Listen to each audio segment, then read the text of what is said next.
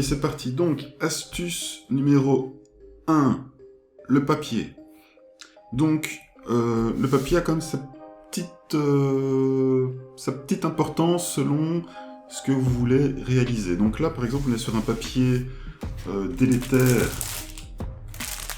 Voilà, papier délétère de type BK format A4.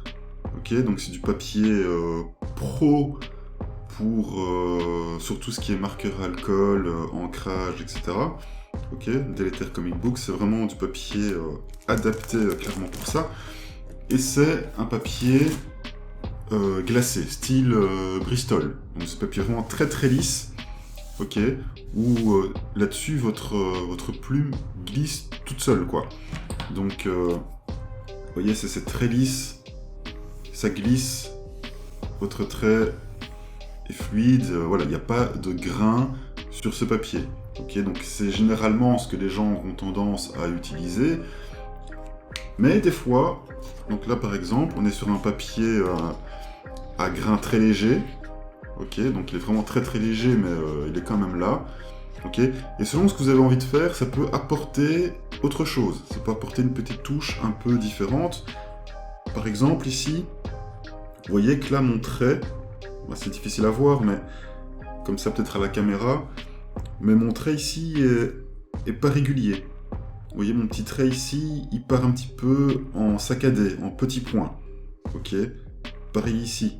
Mon trait n'est pas tout à fait net, contrairement à si j'avais fait ce genre de petits traits rapides sur le papier glacé comme ici, mon trait aurait été beaucoup plus net, beaucoup plus fini. Ok, le fait de dessiner sur des petits papiers à grains comme ça pour faire ces ancrages va apporter un peu d'irrégularité dans le trait. Ok, et des fois ça donne quelque chose d'assez intéressant. Donc là encore une fois, c'est à vous de tester un peu, à vous d'essayer un peu ce que vous recherchez dans votre ancrage. Ok.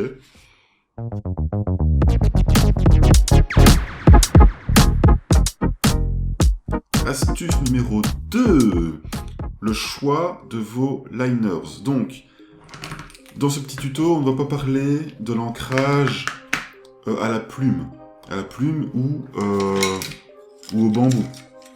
Ok, donc ça c'est du bambou, ça s'entend, c'est du vrai bambou, qui est aussi également utilisé pour faire ses ancrages, utiliser l'encre de Chine, etc., etc. Donc là, dans ce cas présent, on va uniquement parler de l'ancrage au liner, au feutre ou au marqueur. Ok, donc il existe différents types de marqueurs. Donc là, je suis avec le Faber-Castell Artist Pen, hein, la marque Faber-Castell. Donc c'est des paquets de 6. Vous en avez un pour la calligraphie. Vous avez les liners au trait, on va dire, régulier, donc une pointe sèche avec un trait régulier. Et vous avez également dans le paquet un au pinceau, voilà, à la mine pinceau. Okay.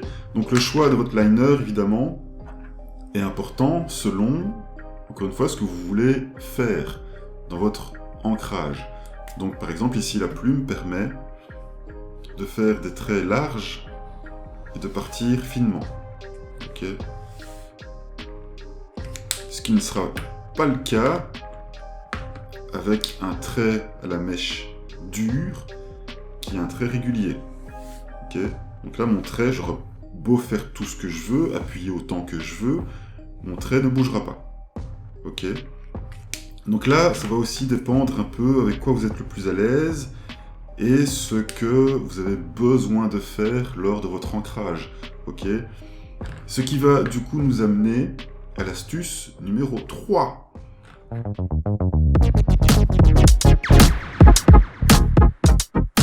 Astuce numéro 3, la taille de votre trait, l'épaisseur de votre trait va apporter un certain dynamisme à votre ancrage dès le départ, dès vos premières lignes de contour. Donc moi c'est ce que j'appelle des lignes de force. Ok. Donc par exemple, il faut jouer avec l'épaisseur de vos traits. Donc par exemple vous voulez dessiner, hop, vous dessinez une oreille, hop.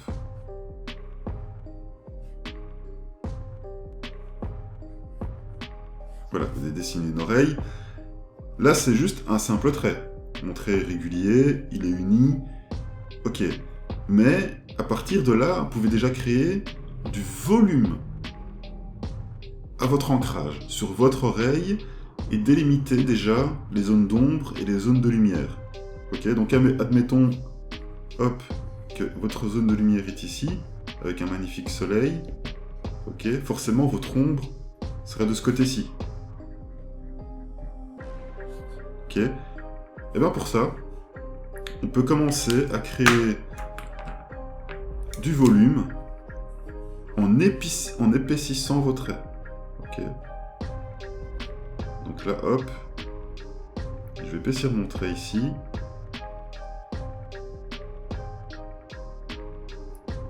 Ici aussi, comme ça. Hop.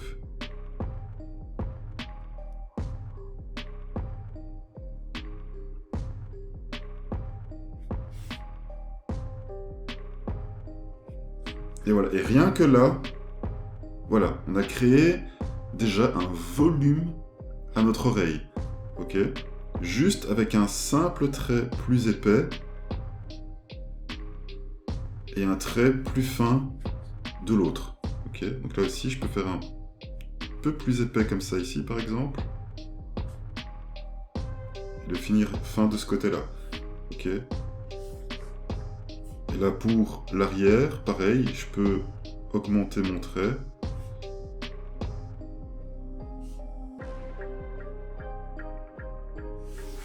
Ok. Hop.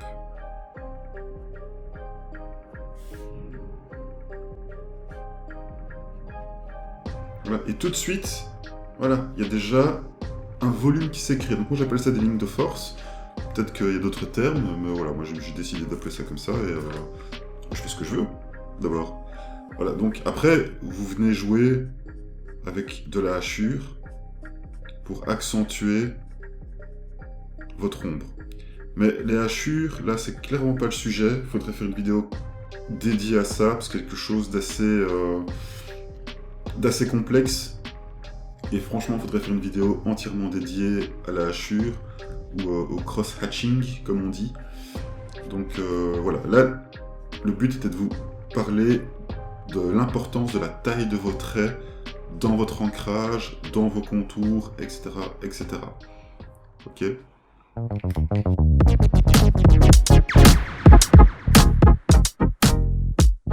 Astuce numéro 4. L'astuce numéro 4, n'hésitez pas à tourner votre feuille. Ok ? Ne soyez pas dans des positions improbables comme ça pour venir faire votre trait ici. Ok ? Ne faites pas ce genre de mouvement complètement inutile, de contorsionniste, vous serez pas à l'aise et vous allez foirer votre trait. Ok ? N'hésitez pas, hop, à tourner votre feuille pour pouvoir après être plus à l'aise et trouver de meilleures positions et meilleures directives pour réussir votre trait. Ok ? Le but est toujours d'essayer d'être un maximum à l'aise. N'oubliez pas qu'on est sur de l'ancrage, qu'on est sur de l'encre de Chine. Ok ? Donc, une fois que votre trait est mis, il est mis. Il n'y a pas de je viens avec la gomme et j'enlève, je rattrape. Non, vous pourrez rattraper. Mais voilà, vous allez devoir réfléchir à comment masquer votre erreur. Donc vous allez faire quelque chose qui à la base n'était pas prévu dans votre illustration. Vous allez devoir trouver un stratagème pour masquer le trait raté. Okay ? Et ce serait un peu dommage. Donc soyez patient, surtout, et n'hésitez pas à tourner votre feuille et être le plus à l'aise possible.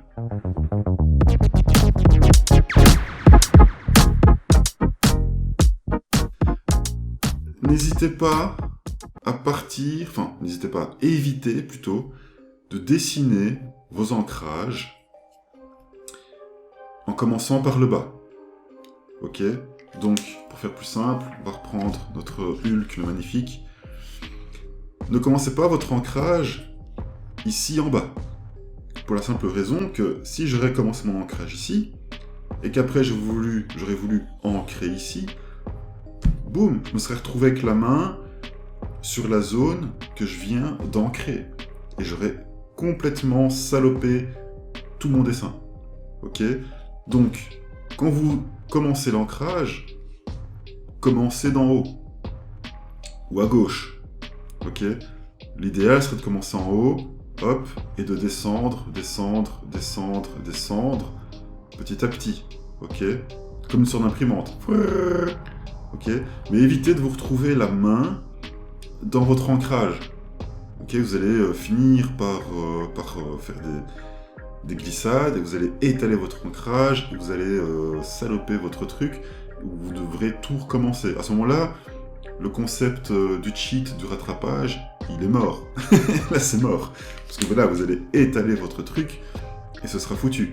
Donc, essayez toujours de démarrer d'un endroit sans que votre main se retrouve dans l'ancrage. Donc, ici par la gauche, hop, montez, descendez, petit à petit, et voilà.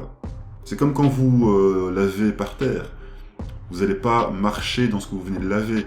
Vous allez laver à reculons pour éviter de marcher dans ce que vous venez de laver et quitter la pièce. Ok?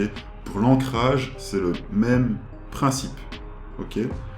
Donc pour l'exemple ici, par exemple, de Hulk, pour revenir à l'épaisseur des traits, vous voyez bien ici, très contrasté. Dans l'ancrage, il ne faut pas hésiter à aller dans le contraste. Donc là, vous voyez qu'il y a des grandes zones de noir. Ok, il y a des grandes zones de noir et des grandes zones de clair. Et ça ajoute un contraste énorme, en sachant que du coup, la lumière vient de là. Mon ombre, forcément, elle est de ce côté-là. Et ça ajoute vraiment un gros volume à mon dessin. Si vous voulez, je vous invite à aller jeter un œil chez Jim Lee, Jorge Jiménez, Kim Young-ji, là comme ça tout de suite, j'ai pas d'autres noms qui me reviennent, mais ce sont des comic artistes, et ça va grandement vous aider à comprendre ce concept de contraste, ce concept de lignes épaisses et de lignes fines pour donner du volume à vos dessins. Ok?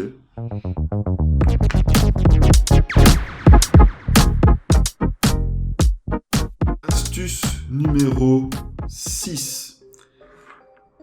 Le mouvement du bras est important, ok?